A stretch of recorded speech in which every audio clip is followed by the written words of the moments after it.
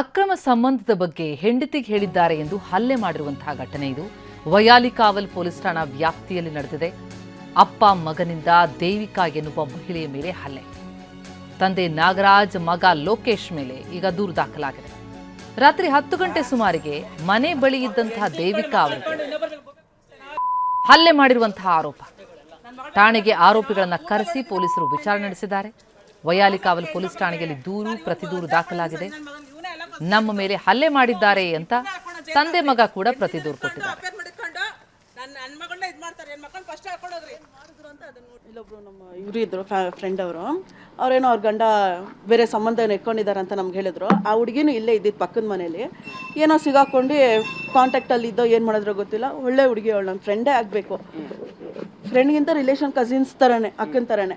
ಹೇಳಿದೆ, ಅವಳು ಇಲ್ಲ ಕಾಂಟ್ಯಾಕ್ಟಲ್ಲಿ ಇದು ಮಾಡ್ಕೊಂಡು ಫೋನ್ ಇದು ಮಾಡ್ಕೊಂಡು ಮನೆ ಹತ್ರ ಹೋಗಿ ಏನೇನೋ ಮಾಡಿದ್ರು. ಅದು ನಾನು ಅವ್ರಿಗೆ ಹೋಗಿ ಹೇಳಿದೆ. ನಾನು ಹೇಳಿಲ್ಲ, ಅವರೇ ನನ್ನ ಕೇಳಿದ್ರು ಅವ್ರ ಹೆಂಡತಿ. ಅದಕ್ಕೆ ನಾನು ಆನ್ಸರ್ ಮಾಡಿದ್ದೇನೆ.